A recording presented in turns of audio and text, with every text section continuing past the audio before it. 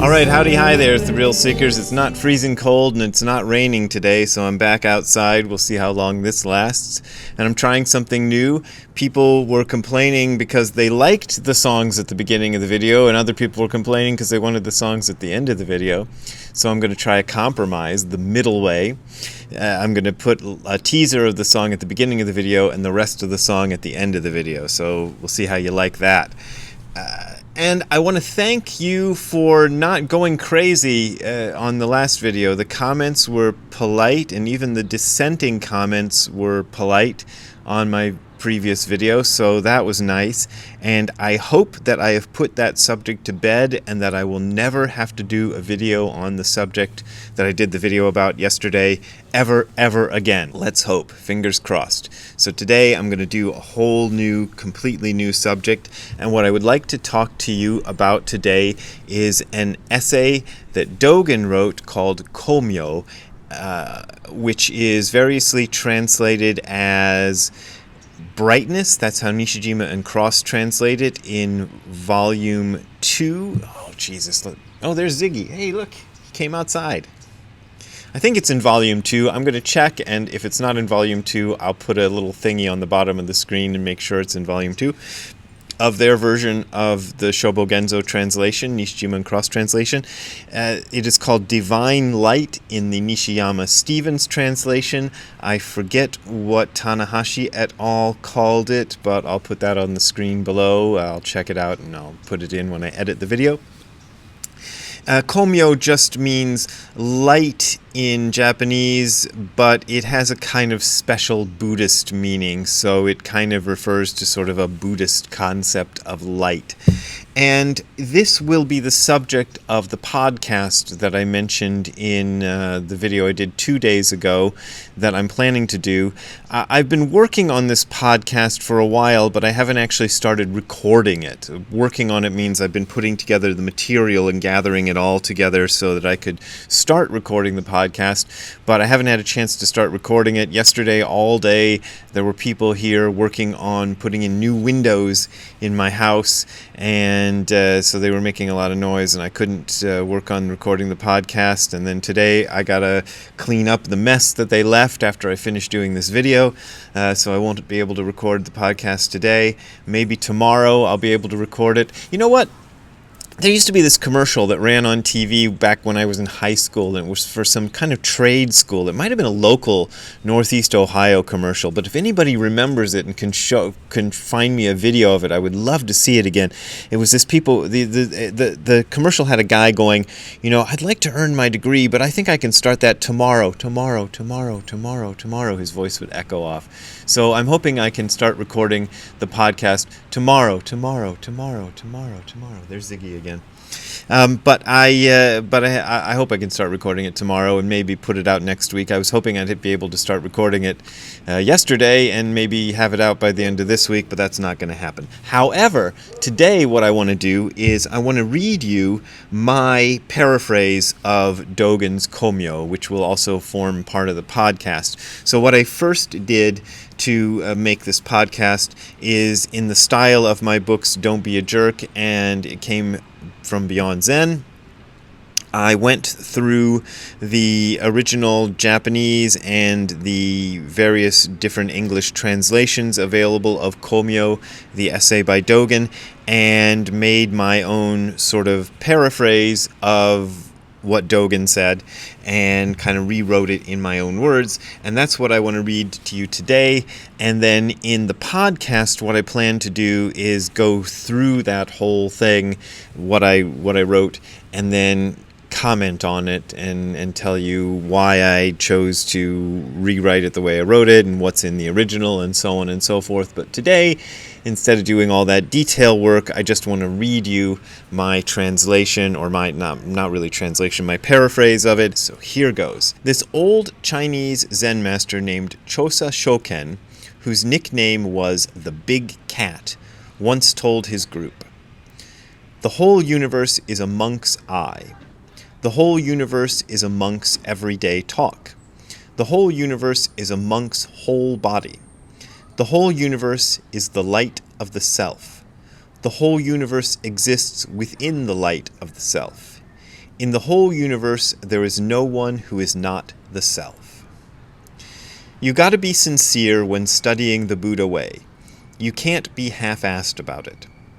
But masters who put in the effort necessary to realize the light Chosa was talking about are very rare.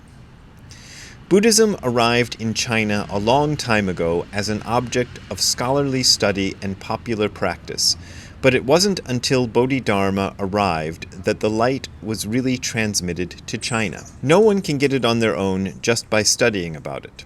They need to experience it for themselves. People think the light is something separate from themselves. They avoid the light like maybe they're afraid of it. Yet even this feeling of alienation from the light is actually an aspect of the light. This is real alienation, when we are not truly ourselves. Stinkers who practice the Buddhist way half-assedly are prone to think, the Buddha's light and the light of the self must be red, white, blue, or gold, like shimmering fires or glistening water, or maybe like sparkling pearls or jewels, or flashy dragons or gods, or maybe like sunlight or moonlight. Even when they read sutras or listen to teachers, they imagine the light to be like the light of lightning bugs or something. That's not what learning and practice is about at all. These kinds of crazy ideas have been around a long, long time, even way back in ancient China. Don't trust so-called Zen masters who peddle these kinds of teachings. This light of the Buddhist ancestors is the entire universe. It's the entirety of Buddhas and the entirety of ancestors. It's like that line in the Lotus Sutra about Buddhas alone together with Buddhas. It's the Buddhas as light and light as Buddhas. Practicing and experiencing this light is how Buddhas become Buddhas. When we sit Zazen, we experience as Buddhas. This is why the intro to the Lotus Sutra says, "This light illuminates the 18,000 Buddha lands of the East. This is the light put into the form of words." Let's talk about what this phrase means. The light we're referring to here is the Buddha's light. Illumination of the East is the East's illumination. In other words, it means oneness between illumination and the place being illuminated. East doesn't mean this place or that place. It means the center of the universe. In other words, you yourself. The word East describes a specific place rather than an abstraction, just as the light we're talking about here is real and not an abstraction or metaphor. This light is also not just some kind of spiritual brightness. There is East in this world, and there is East in other worlds. As for the thing about 18,000 Buddha lands, when the sutra says 18,000, it's like saying a bazillion. And yet, this too isn't a mere abstraction. Still, it's something beyond numbers that you could count. Buddha lands means the inside of our own eyeballs. When the sutra says illuminating the East, don't picture it as some kind of science fiction type ray beam shooting out eastward. The whole universe is the East, and the East is called the whole universe. This is the basis upon which the universe exists, and we hear the words it uses to proclaim itself as the whole universe as the 18,000 Buddha lands. A long time ago, there was a Chinese emperor called Kenso, who reigned from 806 to 821 CE. Once this emperor requested some relics of the Buddha be brought to his palace. The story goes that at night these relics glowed in the dark. The emperor was pretty excited about this. The next morning, all but one of his retainers wrote him letters saying stuff like, "Congratulations, Emperor, it's because you're so virtuous that the sacred relics glowed in the dark." The one retainer who didn't congratulate the emperor was a guy named Bunko, who had studied some Buddhism. The emperor asked him why he didn't write a letter of congratulations. Bunko said, "I've read in Buddhist texts that the Buddha's light isn't blue, yellow, red, or white. This glow was just the light of the dragon god that protects you. The emperor asked Bunko, "What's the Buddha's light?" Bunko didn't answer. Even though Bunko was a layperson, he had the mind of a real practitioner. We should all hope to have an attitude like his. Nevertheless, if I could say something to Bunko, I'd ask him how he understood the words, "The Buddha's light isn't blue, yellow, red, or white." If you know that when you see colored lights they aren't the Buddha's light, then you should also never see the Buddha's light as colored light. If the emperor had been a Buddhist, he might have questioned Bunko like that. Here's the deal. The light is everything, like absolutely everything. Nothing is added and nothing is taken away. In Buddhism, we sometimes talk about there being 5 worlds or 6 worlds. These are the worlds of hell, hungry ghosts, regular demons, fighting demons, animals, and gods. The light we're talking about is all of those places and everyone and everything in them. It's even the beings, things, and places you can't express in words. One way to express this light is to ask the question, how is it that mountains, rivers, and the earth appear at this very moment? We should take the time to really dig into Chosa's words, "The whole universe is the light of the self." We must learn the self, which is light as the entire universe. Life and death, coming and going, are the coming and going of the light. To go beyond ordinariness and sacredness are the purple and crimson of the light. Becoming a Buddha and becoming one of the Buddhist saints are the black and the gold of the light. It's not that there's no practice and no enlightenment. It's just that you can't separate them into a means and an end. Ordinary everyday things like grass, trees, fences, and walls, and the various states of understanding, these are the colors of the light. Smoke, mist, water, and stone, the paths of birds through the sky, and the mysterious way to awakening, these are the changing cycles of the light. To see and hear about this light is proof of having directly encountered and met Buddha. To see and hear about the light is proof of having directly encountered and met Buddha. The entire universe is the true and real self, and the true and real self is the entire universe. There is nowhere to run and nowhere to hide from this true and real self. Even if there was a place to escape to, it would be through the vital path of bodily emancipation, that is, the practice of Zazen. This present body with its bones and its skull is the form and image of the entire universe. The entire universe that we practice in Buddhism is the skull, the physical body, the skin, the flesh, the bones, and the marrow. A long time ago, there was a great Zen master named Unmon. One day he said to his monks, "Every person totally possesses the light. When you look for it, you can't see it. It's totally obscured by darkness. Just what is this light that's present in everyone?" The monks didn't respond. Unmon spoke for them, saying, "The meditation hall, the Buddha hall, the kitchen, and the 3 temple gates." Unmon wasn't saying that the light will appear in the future, like someday you'll realize it. He wasn't saying it was there in the past, like you had it once but now you lost it.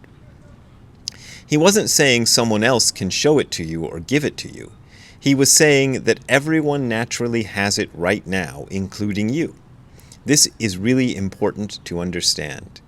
It's like Unmon was bringing together 100,000 Unmons and having them speak all at once with one voice from one mouth saying, "Every person totally possesses the light." Unmon didn't drag these words up out of himself. The light of every human being gathered itself together and spoke these words.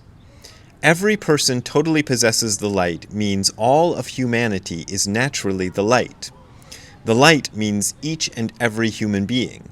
The light gathers up the light and makes it into subject and object. Maybe it's better to say that the light totally possesses each human being.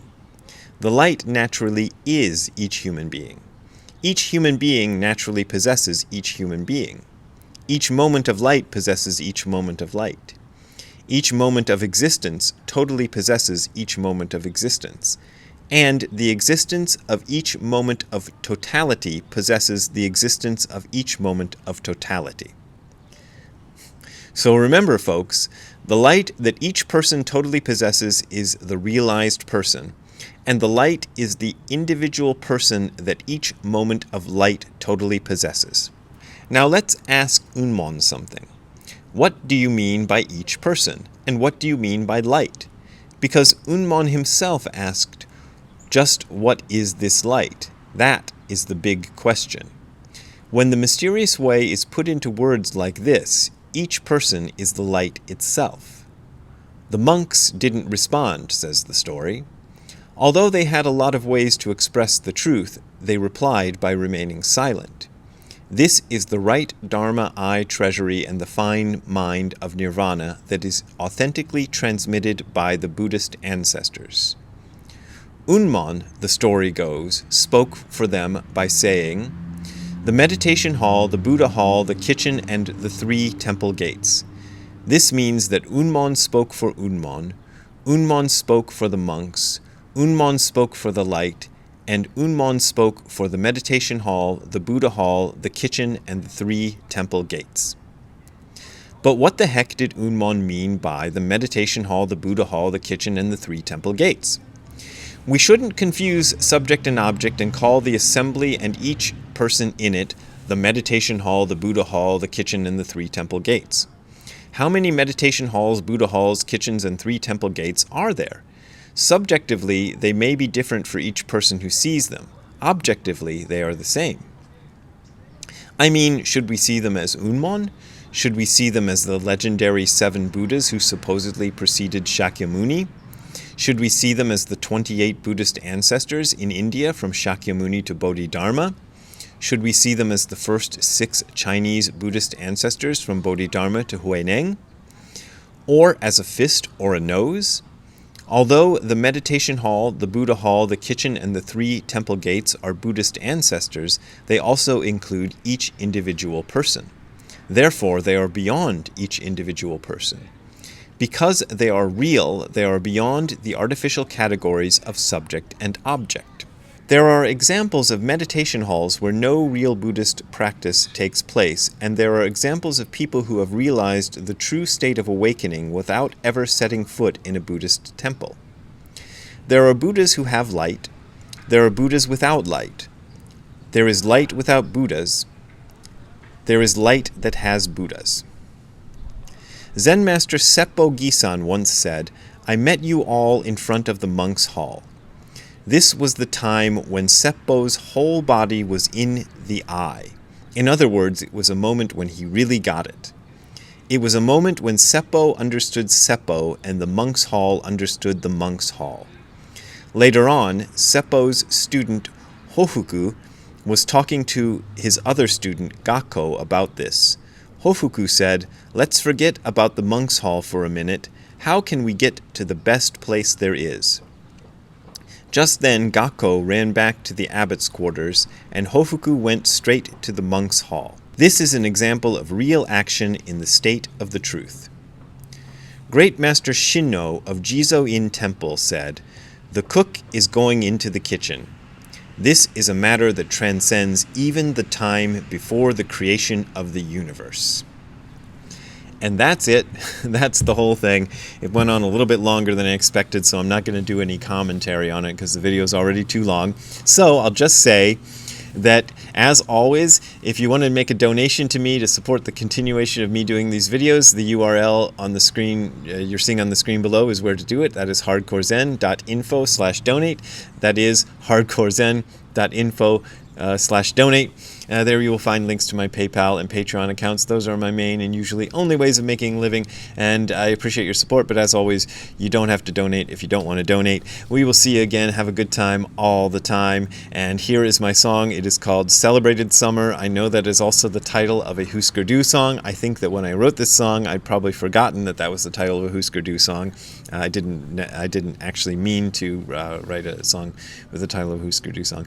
Anyway, I wrote it when I was in Japan at the end of summer, feeling nostalgic for summer, and this is the song, and it's called Celebrated Summer, and I'll play you out with it. Here we go.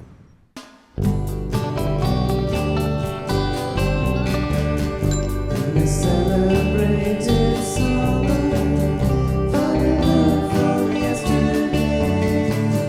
Once you caught a glimpse of summer, summertime's gone away. And you know I love you. And you know I love you.